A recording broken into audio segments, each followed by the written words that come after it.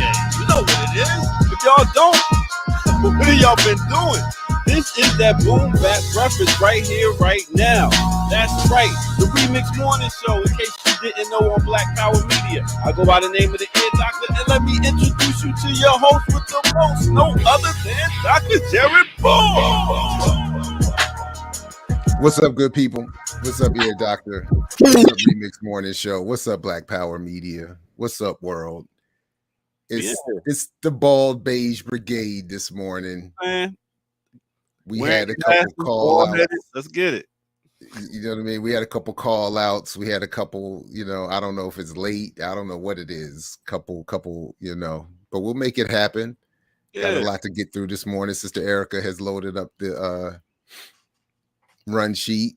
Yeah. I definitely got something I want us to walk through. If we have time, we might as well take it for, here. Might as well. And and I know you got welcome. Jillian Irene. Jillian Irene, that works for me. Welcome, appreciate you. Works for me too. What's up, good people in the chat? Remixers in the building. Cynthia Rose, S. Posey, Nawadi, Melanie Rich. Let's get it. Let's get it. That's right. We mix what we like. That's what it is. That's what it's going to be today. It looks like we're going to have a special edition, a morning edition. But it also, you know what? It does give us a chance here, Doctor, to talk about the new show we're watching that you got me on. Yes. Yeah. I haven't fully gathered my thoughts on it, but the what is it? The Man That Fell from Earth or Fell to Earth? Yeah, The Man That Fell to Earth. I started watching it and I was just like, I like the soundtrack. I like the cinematography. I like the whole concept of it. And especially one of the episodes when they was breaking down what humans are, as in being an alien and looking at the planet Earth and be like, this is what humans do. Like, wow, it's wild. So it's dope. Yeah. The first thing that struck me is that I did not realize, so because I don't watch like the look who the cat dragged in. Look who the cat dragged in. Kamal, break. There you go. I'm sorry. I always try real hard though. Yeah. I feel like you got to be on time to get the reverb though, man. Yeah, you might be right. These Brooklyn cats are spoiled, man. Yeah, I was gonna say I won't come at all if you can't give me no reverb. So Exactly. I was the original lover of the reverb. Then you decided to dish it out to everybody else. Exactly. Should have been all mine. I know I'm interrupted. I went to my first WNBA game last night. Really? Oh, for real? And real quick, Melon and Rich, we'll come back to this, but it is a remake, by the way. The show is a remake. Go ahead. How was it? Atlanta Dream versus the Dallas somebody. It wasn't bad. The athleticism was there. They can't dunk, but the athleticism was there. The shots was there. The team is average. I think it's called the Atlanta Dreams versus the Dallas somebody. I'm sure it was a lot of seats. Huh? I'm sure there was a lot of seats out there. Oh, that's messed up. You mean empty seats? Yeah. That's messed up. Well, it was not a full house, and it's a smaller stadium, so I can see where some of their financial issues are going to be coming from. Yeah. I think, for that they got, like, unlike I think women's soccer, which is relatively speaking taken off more here, they're going to have to do a lot more to cultivate the fan base to figure out how to get more folks in those seats. I think they had a better league average. I think they've been around for almost 95, 05, 15, 25 years now, I guess. It's been a long time, actually. I think they had a bigger fan base earlier in their existence, but it kind of dropped off, and now it's averaging out about 5,000 or 6,000 or whatever. But it was a good game. My daughter loved it. Took my daughter.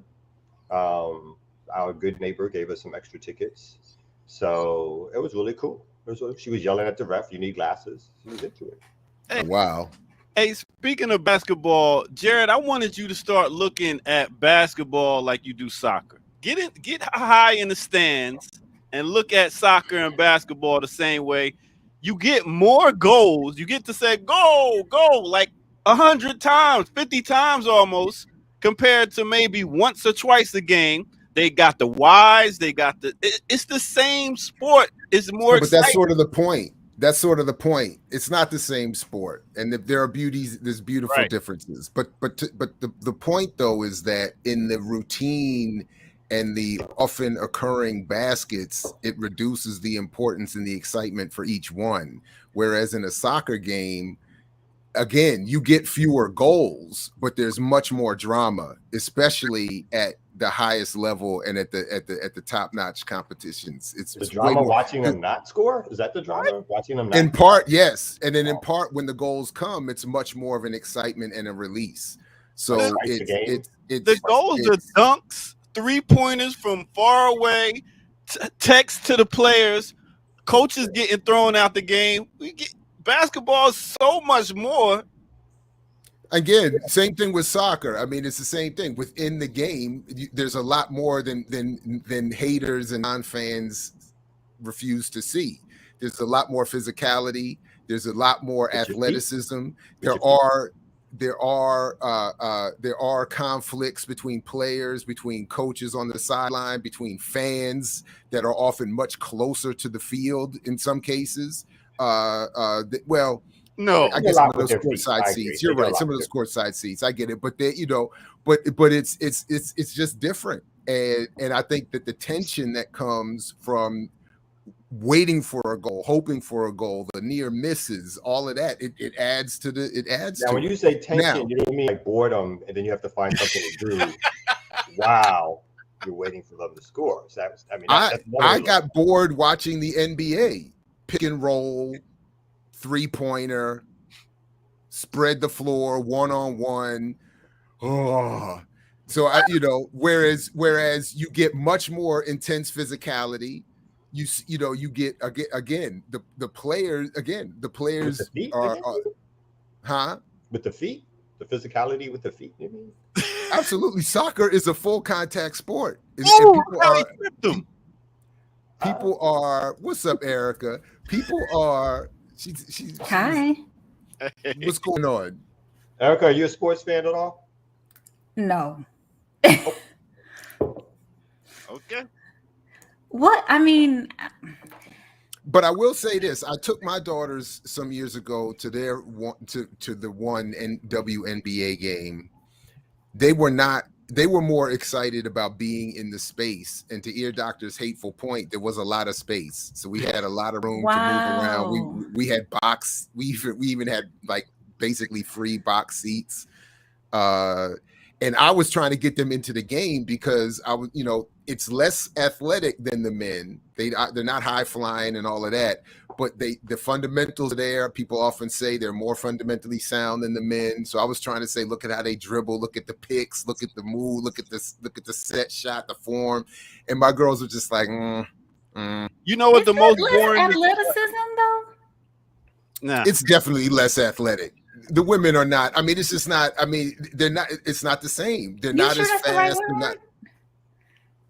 I think so. Yeah. They're not as fast. They're not as strong. They're not as high flying.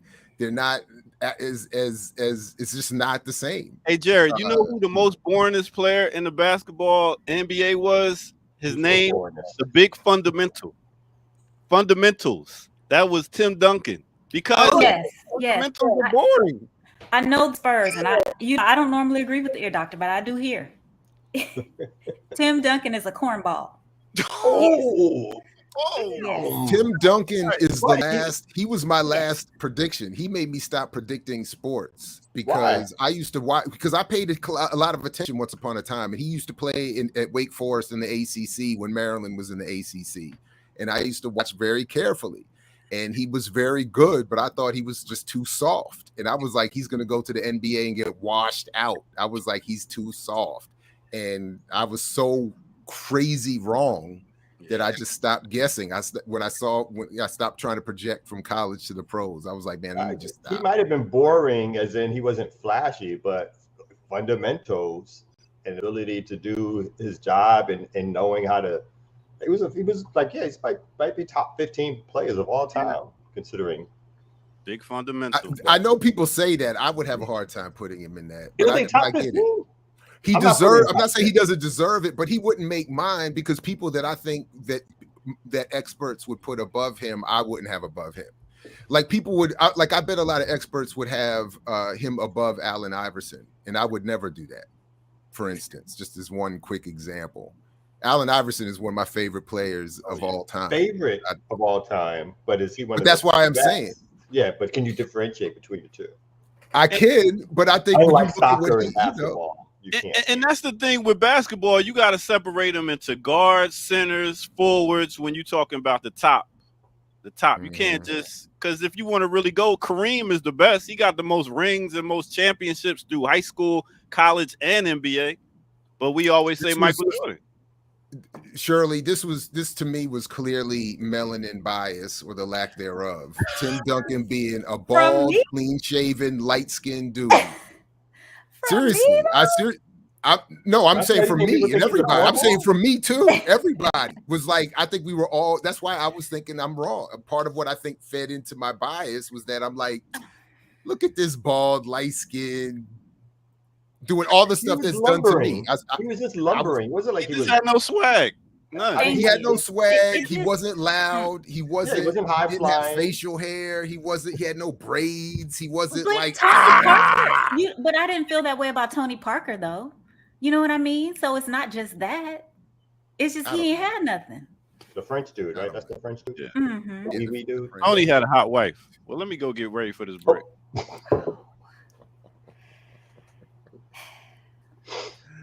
Oh boy! Thanks, so what's I'm sorry for coming late. I don't. Why were you late? I don't understand. We barely were behind Kamal. You can tell I literally just got out of the bed. I was tired because I was in Chicago, at a Juneteenth celebration twerking, and it was so hard for me to get up this morning. But anyway, I made it in. So thank y'all for bearing with me. You were twerking for freedom. I was, as is my right. So true. If anybody feels left out, you got to go back and check yesterday's show. And if you missed it, that's what you get. Shout out to everybody who's consistent. But no, I haven't really been doing anything except it's the summer, so I'm like hanging out. Yeah, I'm enjoying the summer. Well, because of my kids, I'm trying to. So different. I'm trying to, but my wife and children are committed to adding every bit of activity possible to take every free space. I'm like, can we just chill? What happened to just doing nothing? You know what? The children don't know how to do that. I swear they come to me every day asking for a new thing. Can this friend come? Can I go? Can we do? So I get it. And my kids would be happy if I just left them alone to watch TV. Do it. There's got to be a balance. It's the summer. I know, but we still don't we even on we only let them watch on weekends, but that's more stress on us. We got camps coming out to Wazoo. There's like different times, camp here, camp there. So as soon as I jump off here, there'll be like I'm dashing off to take somebody to the camp or picking up somebody for camp, that kind of thing. I'm waiting for Mini 5 Seconds to come running downstairs to jump on here. Khaled will be on my lap like this, like maybe about 8:45 during the show. He's like, time for me to get on TV. Exactly. You out here parenting these kids, Kamal? You're doing it wrong, okay? Oh. It really is a harsh indictment. Oh my God. No, it's a new era. I'm saying that's amazing. Come on, Erica, you probably like me. You grew up in the 80s, now. 70s, oh, yeah, 80s. My mom left me alone. Yeah. Oh yeah. We never saw him. Yeah. No. She'd be in her room. I'd be in mine. She watching her programs. I'm watching my programs. And then every now and then we might have an overlap, and we go join each other to watch something together. Because like, what? You see what happened? What?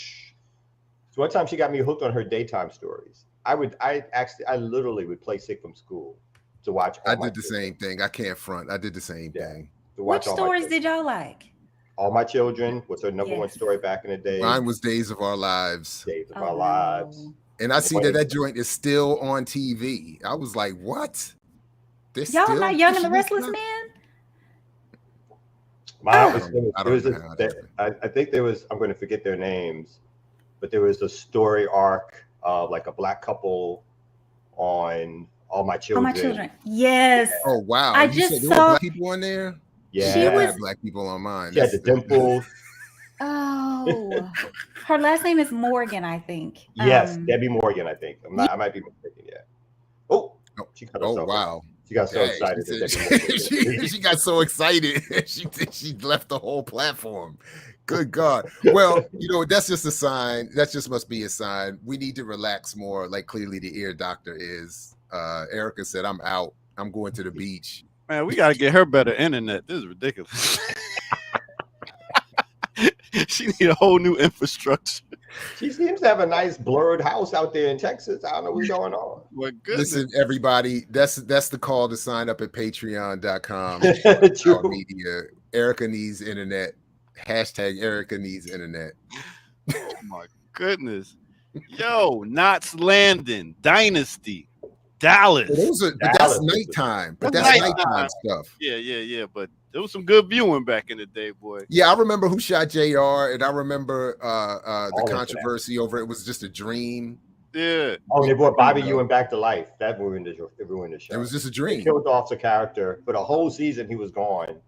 And then the beginning of the next season, she woke up and it was just a dream. I was like, who? Because everybody was like, hold up, you can't kill my man. Yeah, so they were like, psych. It's just a dream. It was all a dream. They could have done they could have done the twin brother thing. They could have done something else kind of thing. They could have done like he was kidnapped and lost in the wild, and they kind of filled in that backstory or something like that. But the dream just canceled out the whole season. It was probably a contract dispute. That's probably what it was. Off. Oh yeah, he wanted more money. He wanted to be. Yeah, he was like. So they were like, "We'll kill you." He was like, "Well, then kill me then." And then he was like, "Oh," they was like, "Damn, we didn't mean to kill you." It's like, "Yeah, I bet you didn't." It was just a dream. Like, look at them numbers going down. Right. Hey, yo, so let's go ahead and take a quick break right here on the Remix Morning Show. You know how we do. All right. Let's do it. Remix Morning Show.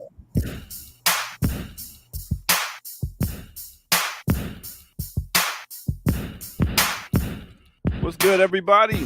What's good, everybody? Welcome out once again to the Remix Morning Show. I go by the name of the Ear Doctor.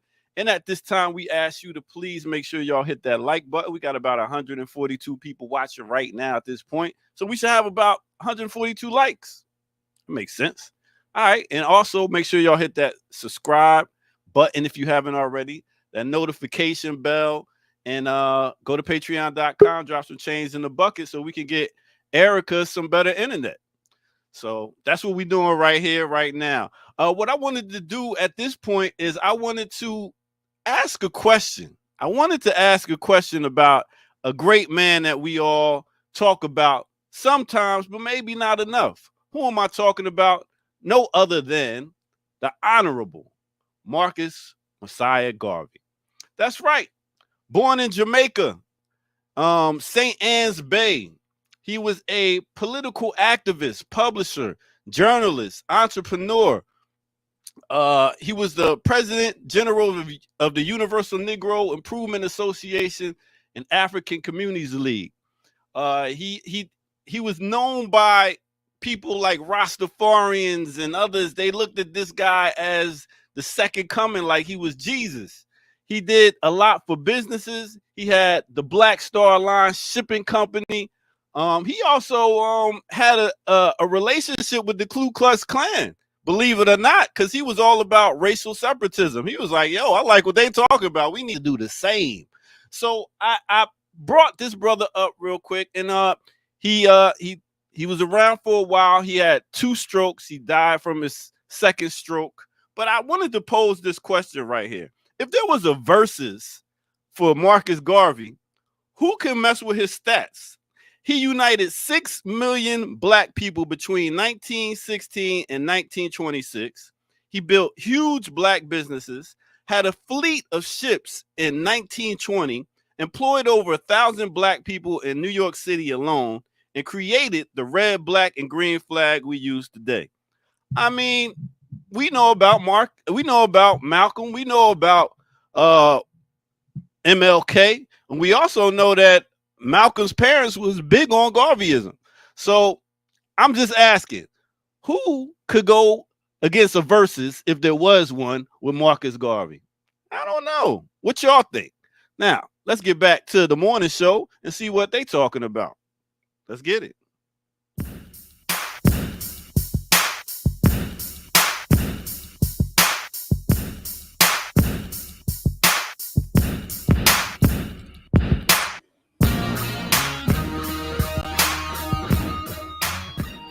Yeah. I want to publicly apologize to the ear doctor. I'm sorry, ear doctor, but you didn't have to kick me off like that. I mean, you know, what happened again? I'm in my place. I'm in my place. Damn! Oh boy! Oh God! Please, somebody better say they're joking before the chat runs off of that. Like explode. And even though I would never phrase the history quite like you did, in terms of talking about Garvey, yeah, I ultimately think that you are correct that Marcus Garvey does not get the credit, particularly, let's say, and his reasons for that, but let's say like in the academic world or the general Black intellectual spaces or mass media spaces, what there is of it, that he deserves in terms of what you I think correctly stated was what he created, and how that's been unmatched in some ways, and what it led to other folks taking pieces of that and starting other organizations, other groups, nation states using the same flags and so forth, even with whatever, let's say, limitations, ideological differences, egoism, and obviously I think most people know Marcus Garvey ultimately was attacked by the government and thrown out of the United States because of the successfulness of his organizing both here and abroad, that he's unmatched in terms of, I actually do agree with that. I would never say we have to be clear. I mean, whatever biases any of us have, that we have to be clear. The number one reason he is not held at the level of others, including Du Bois, is because white people don't like him. That's the number one reason. There are enough white people that can appreciate Du Bois, that can appreciate Hubert Henry Harrison, that can appreciate any number of other contemporaries that will lift them up and encourage that we lift them up over Garvey. So that has to be, and then we can get into whatever other issue there are. Now, what I was thinking of in terms of the verses is that on some level we don't have to speculate, because Garvey was, like many of the MCs of today and some of the pundits as well, YouTubers included, he was gangster with it when it came to calling people out and getting into the game. He was like, you got something to say? I got a whole newspaper to deal with you. I got a whole so what I was actually thinking of, like, it would be really fun, because I thought it was when we did the interview with Jeffrey Perry last year, the white scholar about Henry Harrison. When you read his books about Harrison and then get to the pages of the beast between Harrison, Garvey, Cyril Briggs, Garvey, Du Bois, Garvey, all of that. When you start, I'm like, it is not, to me, it's hilarious on top of historically fascinating. And I think we should just do a special where we just sit there and go through some of that. The battle rap. That's what it's like. Bring your punk ass white mother to the thing. And Cyril Briggs was like, my mama not white, she just light skinned. I show up at court with her. Now what? Punk ass, your dark eight looking, your mixed mulatto. They were all just a mess. Yeah. And these are like the giants of the day. And they were, as Du Bois included, he's supposed to be the Harvard scholar. He was as nasty and grimy as everybody. So can we say that Garvey was in his own lane? Well, Garvey was, he had carved a lane. He created a lane. He I even the passport he had created. And I know there are some that argue I think with some levels of accuracy at the minimum, that he was not a Pan-Africanist, but an African nationalist versus the Boysian Pan-Africanism, all that. But he had created a Pan-African not only idea and symbolism, but overlapping organizations and that passport as well. That sort of all African passport. That's like a gangster, like, you know, like, I don't care about your colonial boundaries. I'm an African wherever I go. I'm in Africa. I'm gonna create my own. So, and to follow up quickly on Jared's point, like, so there's always enough white leftists who appreciate black leftists, right? So if there's a black communist, there's enough white communists who have positions in, again, academia, or have publications which get some mass following, relatively speaking, so that, again, this is not to take anything away from some of those obviously the work that black communists or black people who are outwardly black leftists have done and continue to do.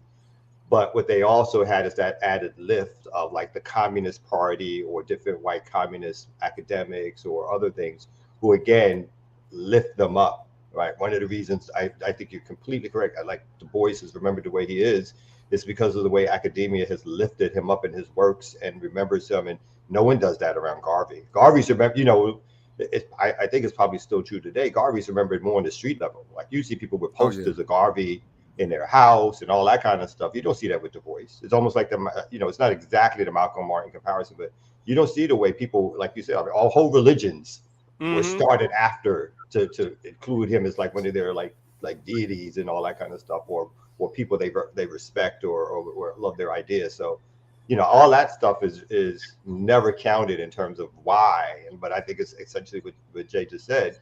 It's because white people essentially have no use for nationalism. Of any kind, whether it's nationalism I support or not, particularly if obviously when it excludes them from decision making. And Busta Rhymes of the verses? Oh wow, he just left on that one. The Busta Rhymes of the verses. That's because I do think Busta Rhymes is untouchable. Sorry, Erica, go ahead. Yeah. No, I was just gonna say, can we agree that Marcus Garvey should come back and haunt Umar for threatening to put his name on that school he hasn't built yet?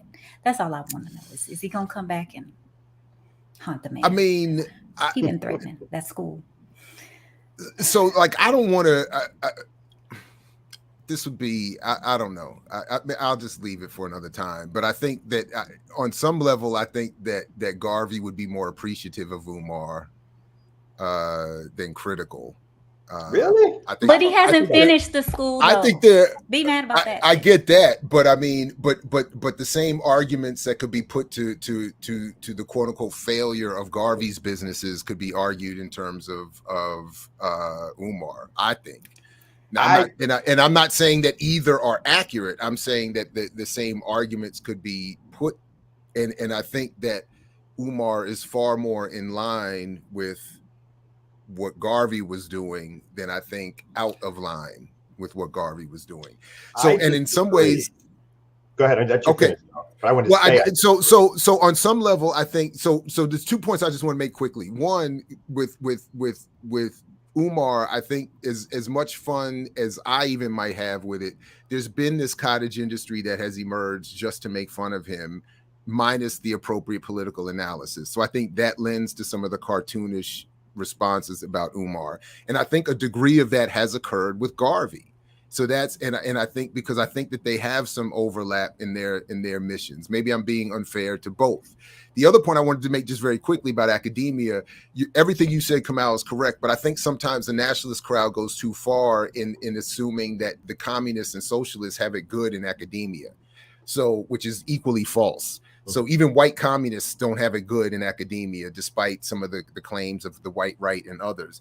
But what is done with Du Bois in academia, for all that is mentioned of him, they limit it largely and center it largely around souls of black folks and what he said in 1903, as opposed to his radical Pan-Africanism, socialism that he ended his life with. So they're careful with raising Du Bois up in that very Garvey. There is no time frame where they can find comfort, like they can, so they just leave him out entirely. And like, anyway, So go ahead. What is Garvey Umar? Wait, what was that? Pull that back up. Who had that up? Similar styles, but do not have similar missions. Yeah, okay. I think I think the language obviously Umar uses is obviously within a Black nationalist setting, right? There's no ifs, ands, or buts about that. And at one point, I probably again I don't know Umar well. I knew him a little bit. I think I felt individually again, and I haven't spoken to this dude like in 15 years or 10 years or whatever. No, maybe like 5 to 7 years. Let me not give it that long. I just felt outward looking in, just far more sincerity about what he was attempting to do. But it just feels like all these, which is not to say that like if Garvey was around today or other folks, they would not be jumping on YouTube or social media, like whatever. That's what I was gonna say. What would Garvey look like today? Yeah, but I just think ultimately my biggest difference is that Garvey created shit and made shit happen, whether they were good, or some things stood, some things didn't, but there was very successful operations that he did that reached masses of people. And to Erica's point, he's yet to get a school going in all the money he's raised and so forth. And obviously, I think there's reasons because of where the money actually is going.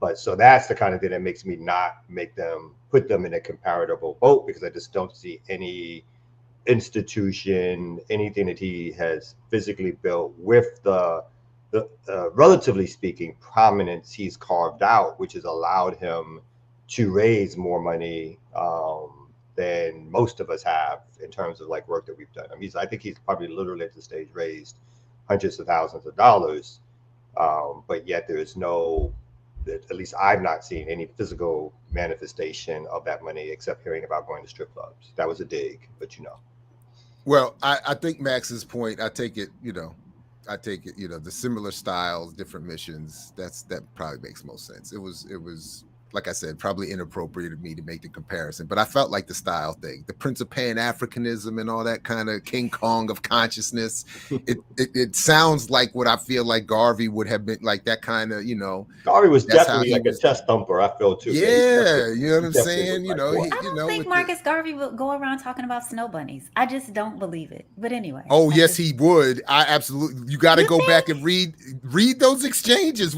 I'm saying we got to do this now. We got to bring out the Perry and all the other. You got to read those exchanges. They were basically saying that it was different language of the language of the day, but that was basically what they were saying of each other. And my point is, Du Bois was no better.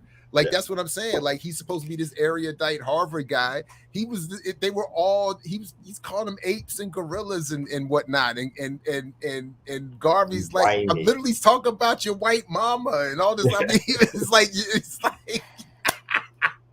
I mean, it would have been exactly that. He would have absolutely, I think, been on YouTube talking about your snow bunny, and that's why you rock with Du Bois and that his punk ass, little that. I absolutely think he would have done that. I would have in to today's agree. YouTube street. I agree. Whatever that, he might have actually had a business behind him, but he'd have been on YouTube. He'd have had a YouTube. He'd have had the Negro Press YouTube show talking about Du Bois ain't, Cyril Briggs ain't, you know what I mean? Your mama ain't.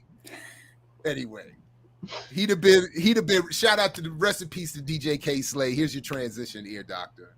He'd have been like K Slade was like slap your favorite DJ. Marcus Garvey would have been slap your favorite map. But let's get to this Pan-African, global African news. Africa for Africans.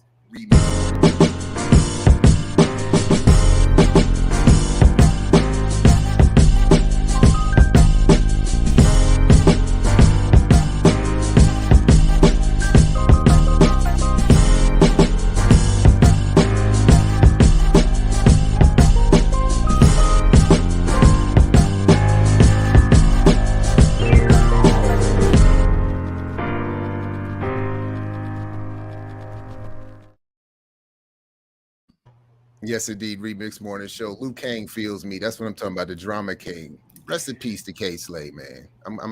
That actually was. I was not happy to hear that news. Oh, whatever. What was the news? Yeah, Alfred sings. Yeah, K Slade passed a couple weeks ago. Now. Yeah. So the Drama King, aka slap your favorite DJ.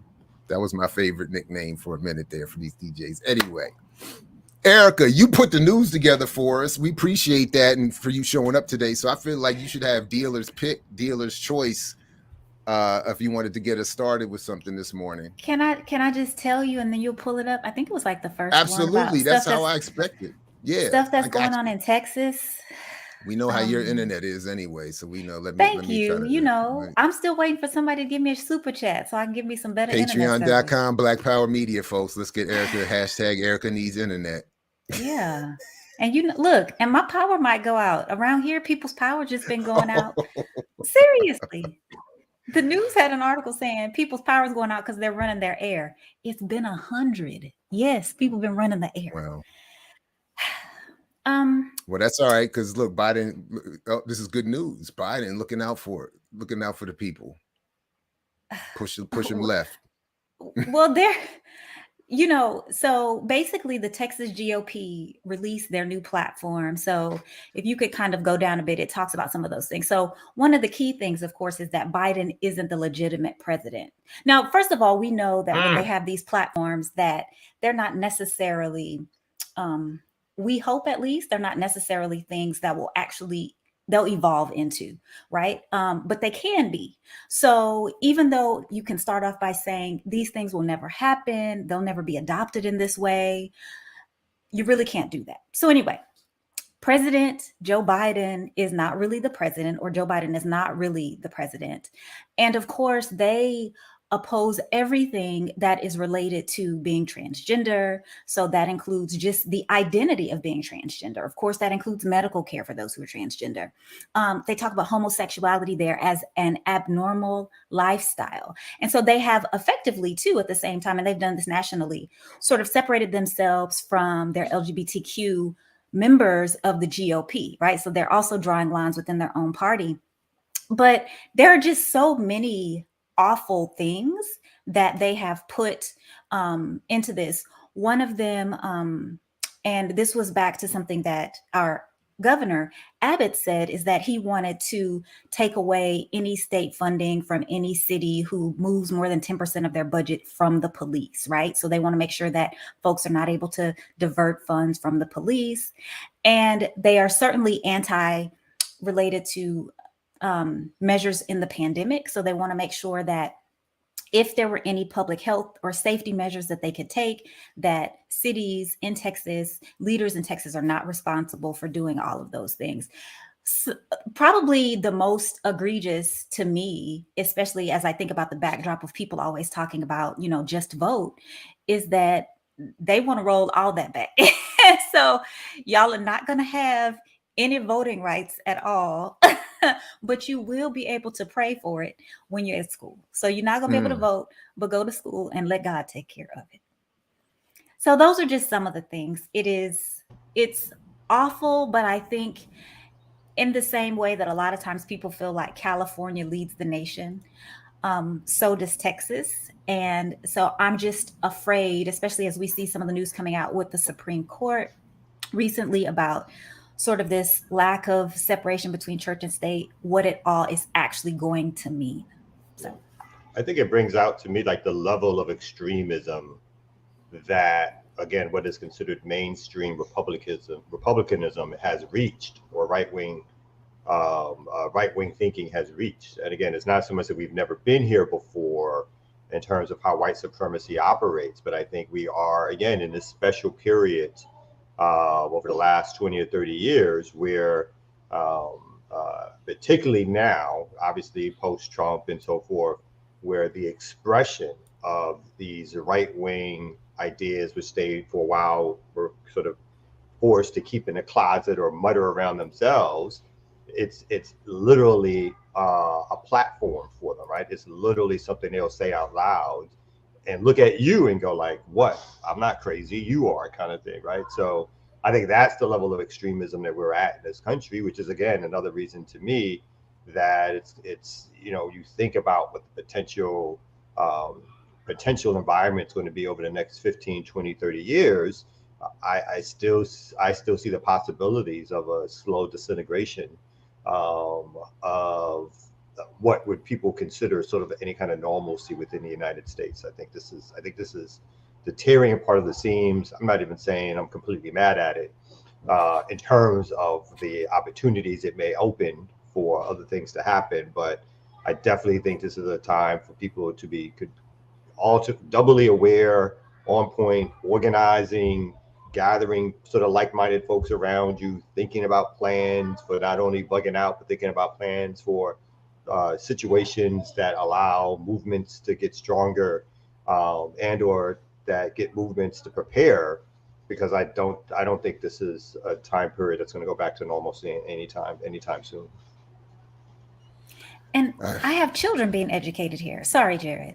No, you're good. Go ahead. And just as a parent, it's so scary right now to know that, like you all have talked about, right? Everybody knows Galveston, the home of Juneteenth and all of that. And my children at school, don't even can't learn about the history that happens in Texas because of all of these things, right? Teachers are afraid of the words they use. And so it just permeates across all these areas of society, right? So it's not just abortion. It's not just here, it's everywhere. And then again, the children, I'm just super worried. Somebody brought up a quick, interesting fact where this may not be across the board, but a lot of book publishers who publish K-12 history Out of books, Texas. yeah, they come out of Texas, and/or Texas is such a large market that they will listen to what Texas prescribes and rework their historical texts accordingly.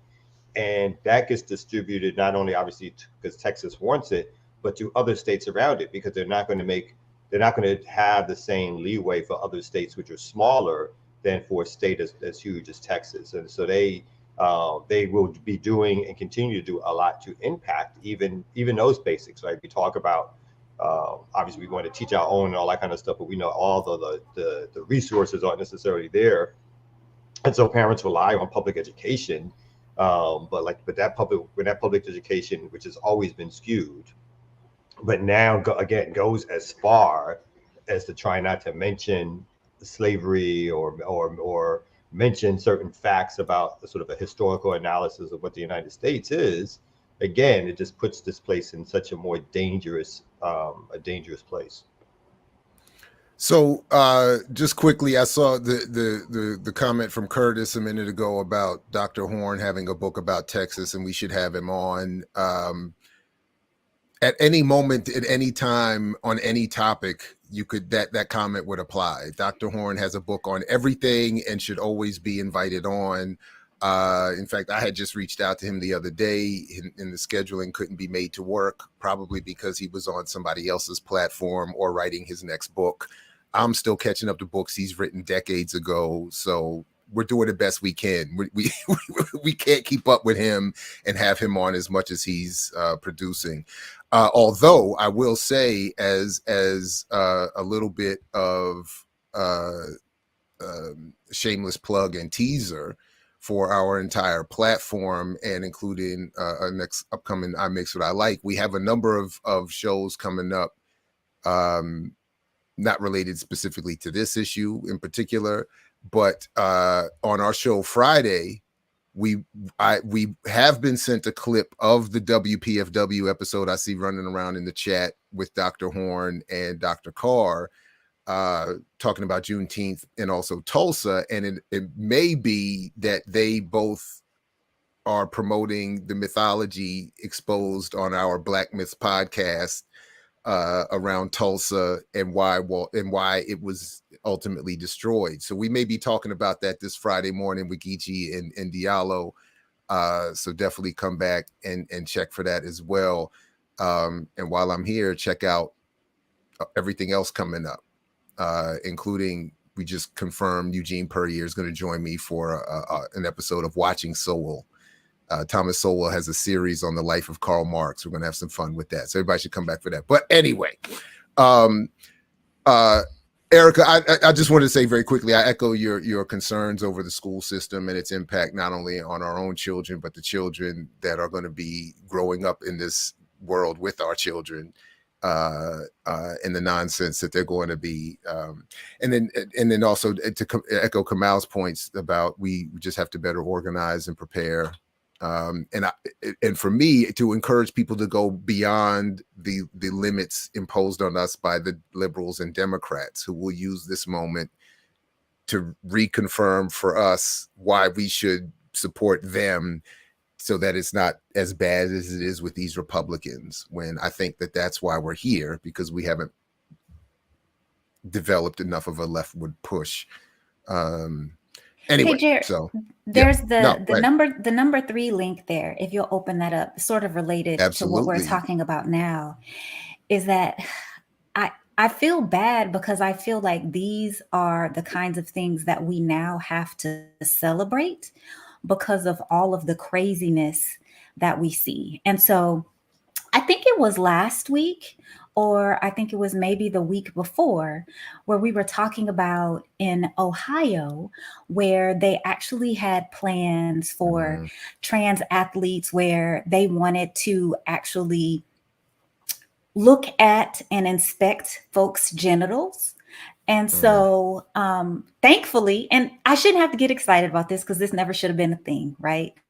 But at least that part of the provision is going to be removed. So happy about that. There's still the fact that there are other parts of the provision that are still there. But so I'm stuck between this rock and this hard place of I'm having to like clap for y'all because y'all not going to inspect children's genitals. Like, what?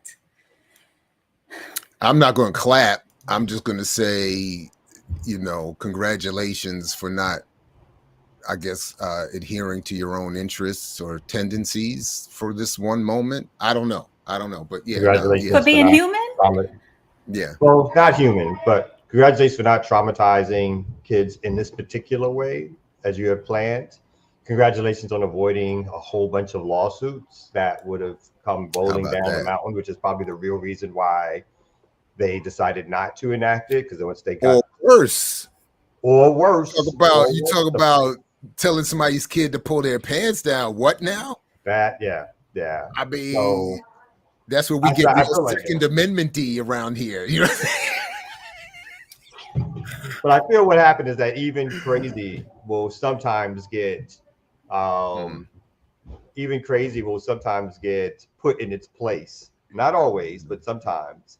Once the legal analysis comes through, is like you're going to cost the state literally hundreds of millions of dollars if you enact this provision.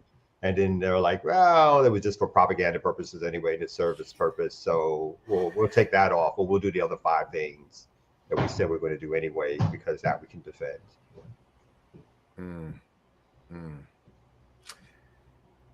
I do have one. No, sure. All I was going to say is I'm sure they're going to come right back around with like, this is the jab of, we're not going to pull your kids' pants down. And then here they're going to come back with the cross of we're going to do something else that's worse over here, So, it'll be something like, whoa. Did you all see that? No. Uh-oh. I just had my books just fell. So on how capitalism works in the United States, continuing on with not only the extremism of the politics, but how those politics actually work in practice to continue our oppression in slightly different ways. So this headline from a story I think Erica put in, probably, U.S. prison workers produce $11 billion worth of goods and services for little to no pay at all. So it's a story written by The Hill, which begins to do the calculations of what's really happening in prisons in terms of the work that people do. And so it says, despite producing nearly 11 billion worth of goods and services each year, incarcerated workers in the U.S. earn an average of just between 13 cents and 52 cents per hour in terms of the pay they get for work that they produce. And here it says incarcerated workers produce more than 2 billion per year in goods and more than 9 billion per year in services for the maintenance of the prisons, the report added. And so that's everything from janitorial services to other cleaning services to other things they do in the prison that the prison doesn't have to pay for, road sweeping, tree cleaning, volunteer firefighting, all that kind of stuff that we just, we drive down our highways and we look and we see clean highways. A lot of that stuff isn't because someone got paid a fair wage to pick that up. It's because they've made it something that prison labor is expected to do, and therefore save the county or city or state some resources. It says the report also found that prison workers in 7 states, Alabama, Arkansas, Florida, Georgia, Mississippi, South Carolina, and Texas, are not paid any compensation for the majority of their work. Hence that house, people, the Southern tie to that. And so I think that kind of thing sort of brings home a lot of the stuff I think we always talk about in terms of the purposes of like the slavery, so-called, bring up Juneteenth, slavery so-called being illegal everywhere except for in prison. So there was obviously right after the ending of enslavement, even officially in the United States, how we went from almost a zero population of Black folks in prison to upwards of 20 to 30% of the Black folks being the prison population, and replaced and being used in the same way, rented out to plantations, being used as plantation labor, and how in different ways that's continued to this day. Now, we should stress that obviously the main way that slavery still works today is through wage slavery, right? The vast majority of things that are done because of the underpaid amount that workers get, where it makes all those resources go up to the bosses, the dangerous conditions that workers live under, the threat always of losing their jobs, how jobs move overseas, and other populations are now subject to those conditions. My daughter's saying goodbye for camp. So we have to relate all of that to, like, just because there is, and then she slams the door. Don't she see me on the air? I was going to tell you should interrupt yourself and go get a hug real quick. That I should have. She was blowing kisses at me. So, but I see she broke out that fast. Yeah. She got to get the car. Yeah. But all that's so all that to say is like, so the fascinating way in which people are talking about, or that this report documents how prison labor is used. Always you have to keep in mind that is just a subset to wage slavery, which is the biggest way in which our productivity is used for capitalism to continue going. So that's exactly what I wanted to ask, and I think it's a nice serendipitous sort of preview or into what I wanted to bring up in the next hour with some latest economic research in this country around race and wealth, but. I don't remember seeing. So if either of you know, or if anybody in the chat knows, and please send links in the chat or to me directly for that matter, because I don't remember seeing direct research that directly deals with the question that you're raising, that shows the negative impact on wages more broadly in society because of that kind of wage suppression of prison labor. So I always think of that letter that Karl Marx wrote to Lincoln after the Emancipation Proclamation, where Marx said basically, thank you, because in freeing your enslaved population, you freed the labor in Europe who no longer have to compete in terms of wages with an unpaid labor force. So I always think about that, but I don't remember looking at research that does make that contemporary. So I'd be interested in that, because I'm sure it's there.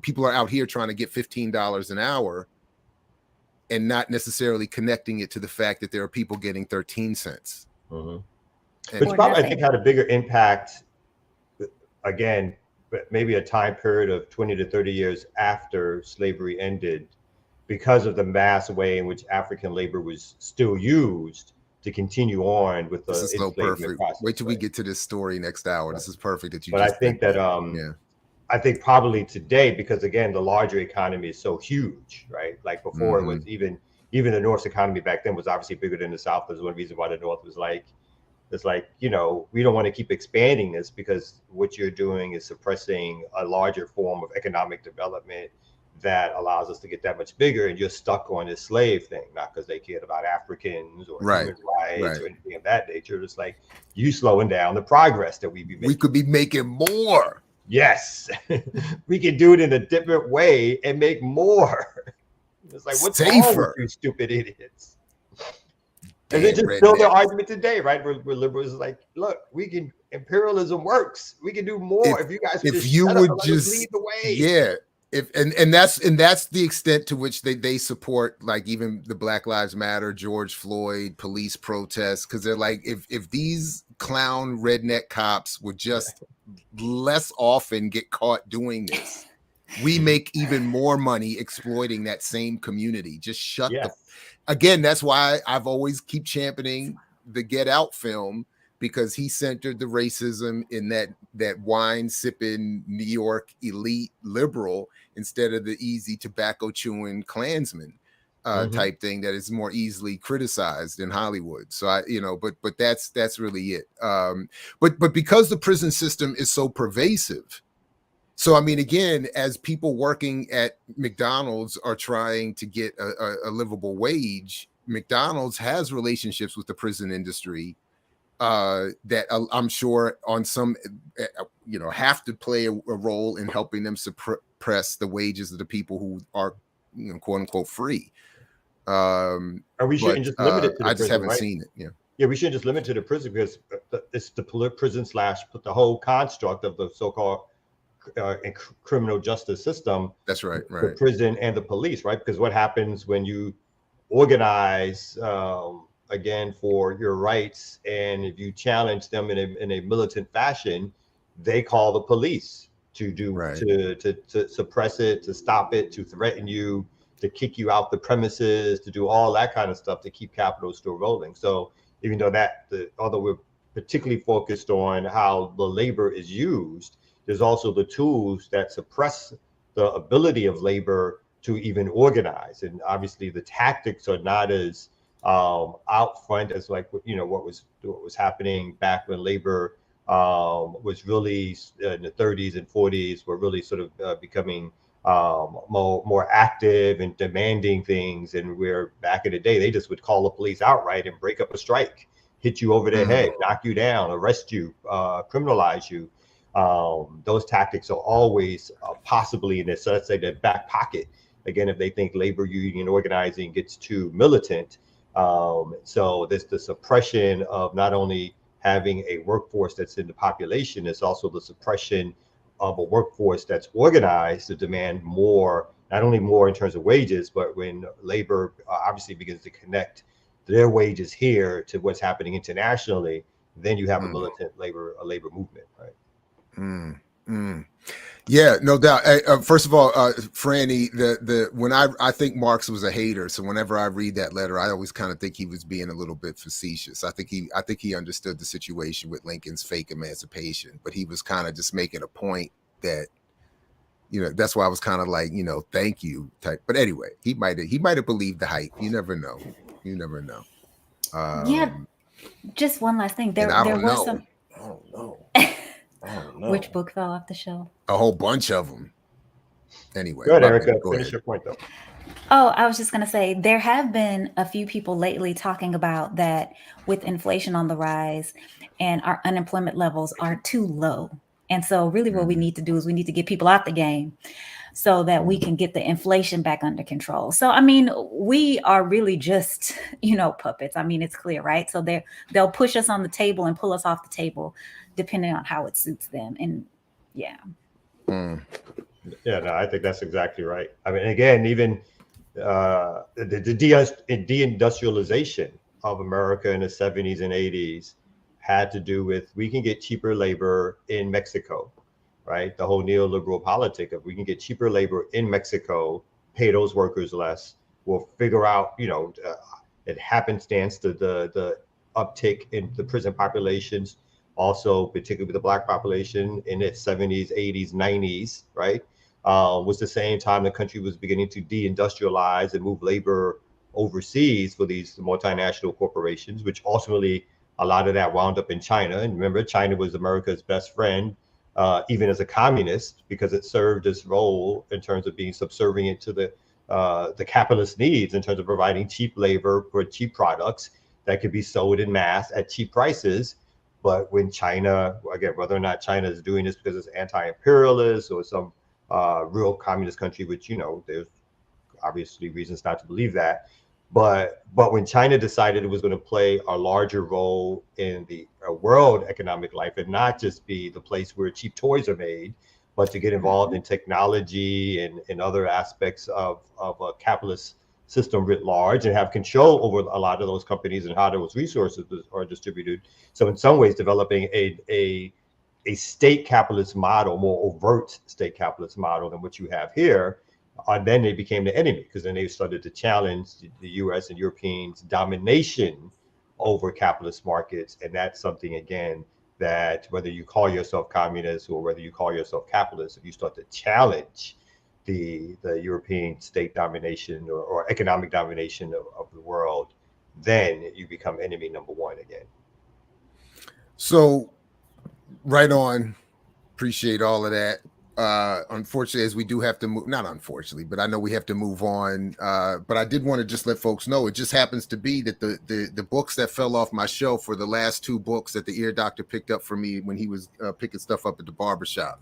The Afro-Latina Reader, History and Culture in the United States, and E. Franklin Frazier's, an updated edition of E. Franklin Frazier's The Black Bourgeoisie. So, but ear doctor, what books you picking up for me now? What you getting today? Listen, I sold out all the books. They actually read around here. It was great. But I'm about to go ahead and get me a haircut. And a famous rapper just walked in the building and he wants my seat. Bro, you got to pay for my haircut and my lunch. Get out of here. Anyway, yeah, it just happened the other day. Quavo walked into a barbershop, wanted the seat, and he just gave it up to him. Bro, you got to give you a seat up in a barbershop. Nah. Don't give that up. Is there a rapper alive? If I did go to the barber anymore, is there a rapper alive I would give up my seat for? What about the guy? Think about that. Rakim walked in. Rakim? I don't know. You still got to pay for my cut. My seat though at the barbershop. If Queen Latifah came to the shop, I would let Queen Latifah have my seat at the shop. I'm not gonna lie, I would let Queen Latifah have it. You got to get something from it. I'm sorry. Maybe if it was like an off-brand, Thursday morning. I mean, but if it's like a weekend spot, I'm trying to get in on a weekend, get my hair done get that fade up, get that trend, that line up that I used to get. Y'all hopped out these seats for Drake, so just stop. With that said, let's go ahead and get to our next break. That's messed up. Erica fouled this morning.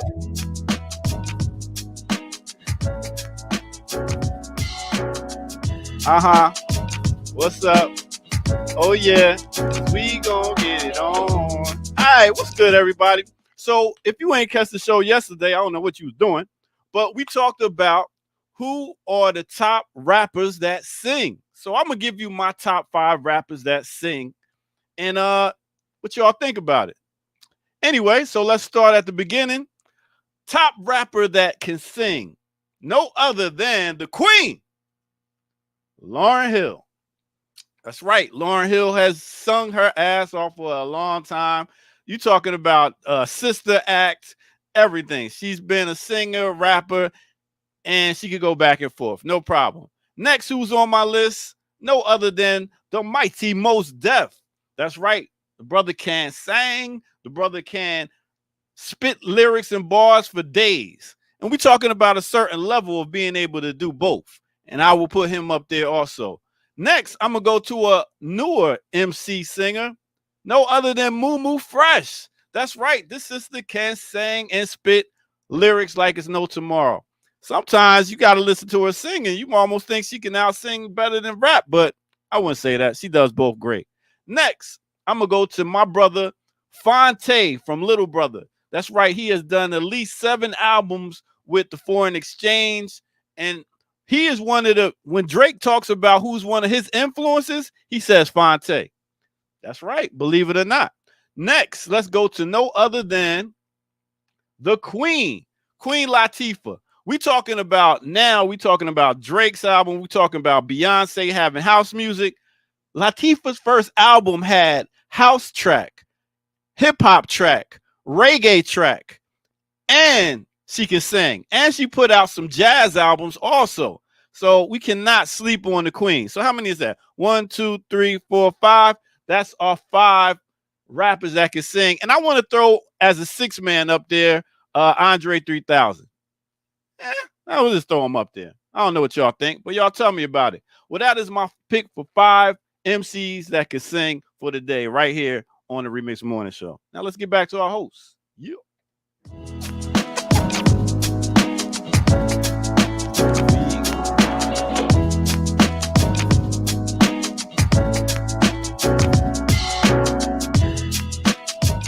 The people saying you forgot Missy. That's what the people are saying, and I might agree with the people. Well, here's the thing about Missy. I was gonna put her on there, but she was a singer before a rapper.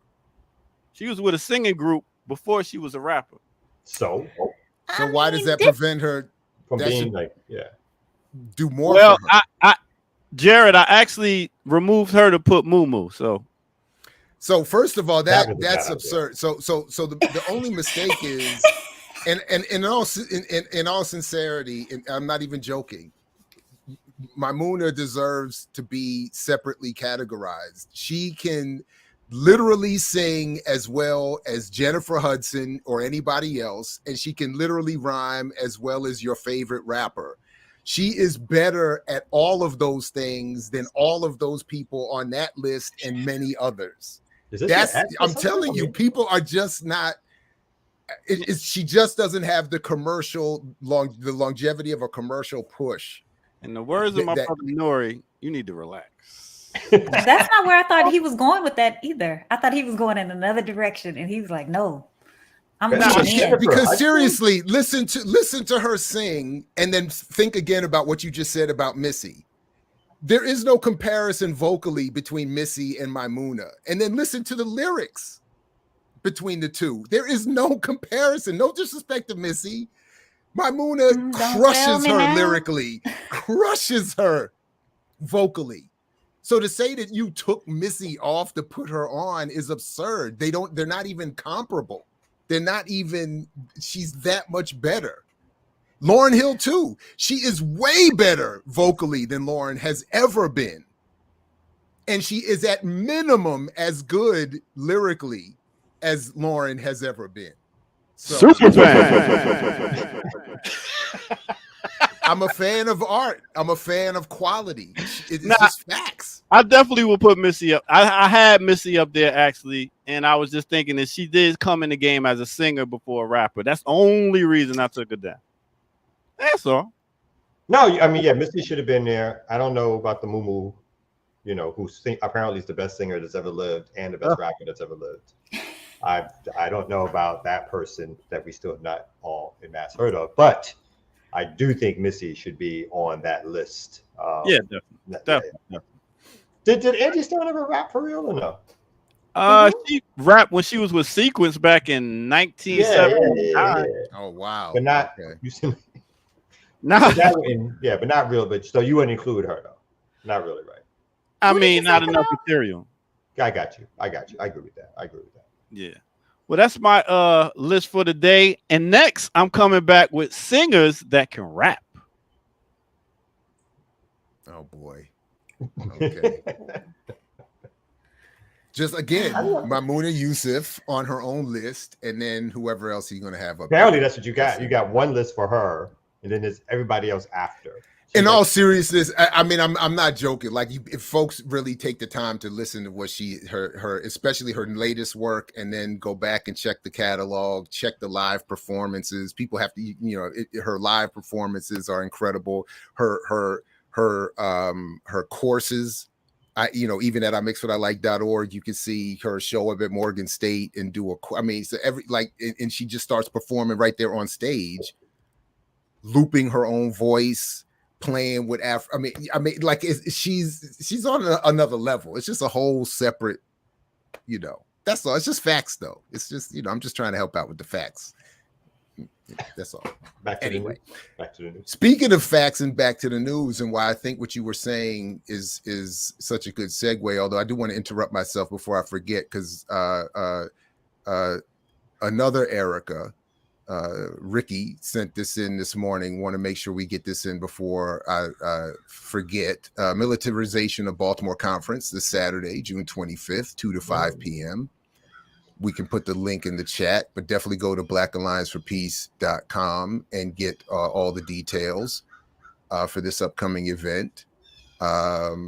And she can confirm in the chat. It's looking like it's live and direct in person as well as online. Is that what I'm seeing here? Anyway, because it says mobility accessible. Yeah. So yeah. Yeah, right on. Baltimore is under threat of federal policing programs like Operation Relentless Pursuit, Deadly Exchange Program, and DOD's 1033 program. Join the discussions for defending our communities on defending. I will say, Black Alliance for Peace gave a couple of presentations to my classes this semester on this related topic. It's fantastic. So I'm sure it's going to be expanded from there. So I would encourage people, if at all possible, to check this out. And again, blackallianceforpeace.com for more information. But as I was saying, what was that comment? I missed that. What was? Oh, just said in person only. So there's no. So there is no. Yeah, no Zoom, no nothing. Word up. Be in person. The test of real activism again. We're getting back to that. Like you can't be online. Better bring your ass out. That's gangster. Bring your ass out. It's gangster. So this new study. So I'm endeavoring to again, I don't know if it's writer's block legit or just, some other nonsense I'm calling writer's block, but I'm still struggling to write whatever I'm writing. And, but trying to pay attention to some of the latest reporting on the condition of Black folks here in the United States. And this I saw recently reported on NPR's Planet Money, why the racial wealth gap is so hard to close. And they raise a couple of points in this, and then I've actually read the study that they are referencing here, but the summary here is good enough for our purposes this morning. And because Kamal, they make extend or indirectly or serendipitously even respond to or extend from what you were saying earlier. So they make the points here, starting from what was promised with 40 acres and a mule, and how General Sherman General Sherman, after President Johnson reversed the order, took it all back. I still think it gives Lincoln too much credit, but whatever. But really what I wanted to highlight is that the claims, and this is one of the lead researchers of this new study, Laura Deranacourt, who's Harvard educated and now teaching at Princeton, economist, is one of the authors of this new research. And this is sort of what she drew as the hockey stick, as they call it, graph of how the racial wealth gap has or has not closed since the end of enslavement, or the official or nominal end of enslavement. And what it shows is that obviously right away there's this huge close that I think it went from 60-1 to 10-1 in terms of the dollars or the wealth accumulation between white and Black. But then right around the turn of the century, which for my research in particular is very important, right as, not turn of the century, but right after the Second World War, the rise of the Cold War, the gap closing, or the gap closed much slower, and then in the 1980s started to widen again. So, of course, one of the points being that if you start from the worst of human conditions and enslavement, everything from there looks like good news. But they point out that right away after the official end, the gap went from 56-1. And then by the 1870s, the racial wealth gap dropped from 23 down to 23-1. And they explain, I think it's pretty easily what, we can pretty easily conclude why that would be. But then by 1950, the ratio of white to Black wealth fell to 7-1. Today it's 6-1. So there's been almost no improvement. And in fact, it started widening again, as they say, in the 80s, as whatever conditions that allowed for that started to be rolled back. One other point I just wanted to raise real quick that they do with this is that they create a dream world scenario where they raise the question of what would have happened if Black people had, from the end of enslavement, been legitimately allowed to, like if all racist barriers had ended and were legitimately allowed to join the economy on equal footing. And even under that scenario, the gap would still be 3 to 1 in terms of the racial wealth divide, because as they point out, when you start with that level of inequality, and then I'll just skip to the end here, if you don't engage in big wealth redistribution, which I was shocked even got mentioned in NPR, you're never going to get anywhere. So selfishly, for my own work, this just confirmation biases my argument that Black businesses don't do it, entrepreneurialism don't do it, financial literacy don't do it. If you start with slavery, even if you end it and go to a perfect non-racist society, you're still going to end up with 3 to 1 racial wealth divide. So, we're at 6 to 1 now, which is probably still, a nice way of putting it. But if it's ever going to be dealt with, you need to have a political power situation. Now I'll editorialize from what they're saying.